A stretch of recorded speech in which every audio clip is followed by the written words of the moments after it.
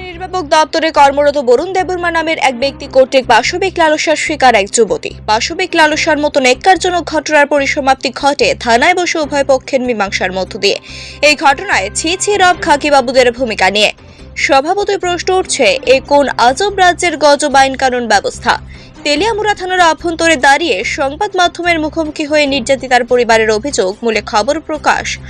2024 সালে নির্যাতিতা যখন মাধ্যমিক পরীক্ষার প্রস্তুতি নিতে অভিযুক্ত বরুণ দেববর্মার বাড়ি থেকে পড়াশোনা চালিয়ে যাচ্ছিল, ঠিক তখনই অভিযুক্ত বরুণ দেববর্মার স্ত্রী যখন বাড়িতে থাকতেন না, সেই সুযোগকে কাজে লাগিয়ে নির্যাতিতা মেয়েটির উপর জবরদস্তি করত বলে অভিযোগ নির্যাতিতার। এদিকে দিন যত গড়াতে থাকে, অভিযুক্ত বরুণ দেববর্মার কুকর্মের মাত্রা বৃদ্ধি পেতে থাকে। ফলে নির্যাতিতা মেয়েটির উপর দীর্ঘদিন ধরে চলতে থাকে শারীরিক এবং মানসিক অত্যাচার এবং মেয়েটিকে অভিযুক্ত বরুণ দেববর্মা ধারালো অস্ত্র দেখিয়ে ভয়ভীতি প্রদর্শন করত বলে অভিযোগ। এই কারণে এতদিন এই মেয়েটি কিছু না বললেও মঙ্গলবার তার পরিবারের লোকজনকে ঘটনার সম্পর্কে অবগত করলে পরিবারের লোকজনদের তৎপরতায় তেলিয়ামুড়া থানায় সুষ্ঠু বিচারের আশায় শরণাপন্ন হয় ওই মেয়ে সহ তার পরিবারের লোকজন। পুলিশকে এই বিষয়ে জানানো হলে পুলিশ অভিযুক্ত বরুণ দেববর্মাকে থানায় তুলে আনে। জানা গেছে, অভিযুক্ত বরুণ দেববর্মা তেলিয়ামুড়া অগ্নি নির্বাপক দপ্তরে কর্মরত। যদিও তেলিয়ামুড়া থানা থেকে ঘটনার প্রাথমিক তদন্তের দায়িত্ব ন্যস্ত করা হয় এসআই মনোজিৎ দেববর্মার উপর। এদিকে থানা সূত্রে খবর, আশ্চর্যজনকভাবে এসআই মনোজিৎ দেববর্মার উপস্থিতিতে অভিযোগকারিনী সহ তার পরিবারের লোকজনদের নিয়ে এবং অভিযুক্ত বরুণ দেববর্মার উপস্থিতিতে থানায় ঘটনাটি মীমাংসা হয়ে যায়, যার সত্যতা বেরিয়ে আসবে থানার সিসিটিভি ফুটেজ খুঁজে দেখলে। থানায় অভিযোগ করতে এসে আচমকায় থানায় বসে এই ধরনের ঘটনার মীমাংসাকে ঘিরে নানা রহস্যজনক প্রশ্নের জন্ম দিচ্ছে জনমনে। এদিকে নির্ভরযোগ্য সূত্র মারফত খবর, অভিযুক্ত বরুণ দেববর্মাকে বেকসুর খালাস করে দেওয়া হয় থানা থেকে এবং এই ব্যাপারে কোনো মামলাও লিপিবদ্ধ হয়নি তেলিয়ামুড়া থানায়। বিষয়টি বোধগম্য না হবার মতো মনে হলেও বাস্তবে এমনটাই ঘটে। আপনি কি আপনার ছেলে মেয়ের কম্পিউটার শিক্ষা নিয়ে ভাবছেন? সমস্ত ভাবনার অবসান ঘটিয়ে আপনাদের জন্য সুবর্ণ সুযোগ নিয়ে এসেছে মধুপুর বাজার স্থিত ISO 9001-2015 গভর্নমেন্ট অফ ইন্ডিয়ার সার্টিফিকেট প্রাপ্ত global hitech computer centre. DCA, PGDCA, BTP, Bengali typing এমনকি আরও বিপুল কোর্সের সম্ভার নিয়ে হাজির হয়েছে আপনাদের সেবায়। আমাদের এখানে অভিজ্ঞ শিক্ষক দ্বারা কম্পিউটার শেখানো হয়।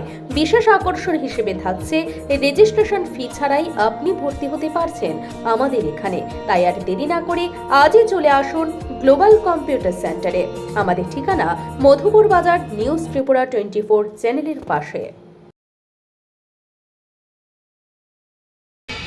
ঘটনাটা আমার মেয়ের যে জবরদস্ত বরুণ দেববর্মা মারপিট করিয়া যে টাইনি লগে থাকার লেগে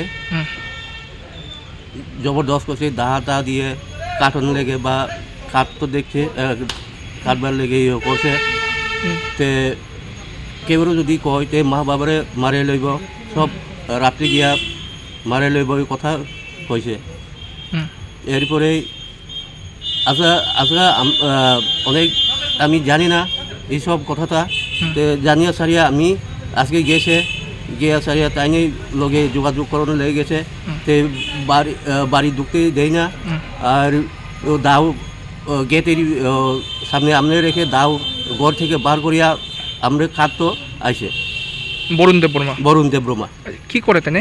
তাই নিয়ে তেলিয়ামুড়া থানার তেলিয়ামুড়া ইয়েতে ফায়ার সার্ভিস ড্রাইভার করে। ফায়ার সার্ভিসে? হ্যাঁ। কোন জায়গায় বাড়ি তার? বাড়ি প্রকাশ সদর পাড়া দুস্কি। আচ্ছা, আপনার মেয়ের বয়স কত? আমার মেয়ের বয়স 21 বছর। আচ্ছা, এখন আপনারা কি থানায় কমপ্লেন করছেন? আমি থানার কমপ্লেন করিয়া থানার পুলিশ তাই নিজে গিয়া ধরে লই আনছে। তাই মানে বরুণ দেববর্মারে। আচ্ছা, এখন আপনারা কি চাইতেছেন? এখন আমরা চাইতেছি তাই সারাদিন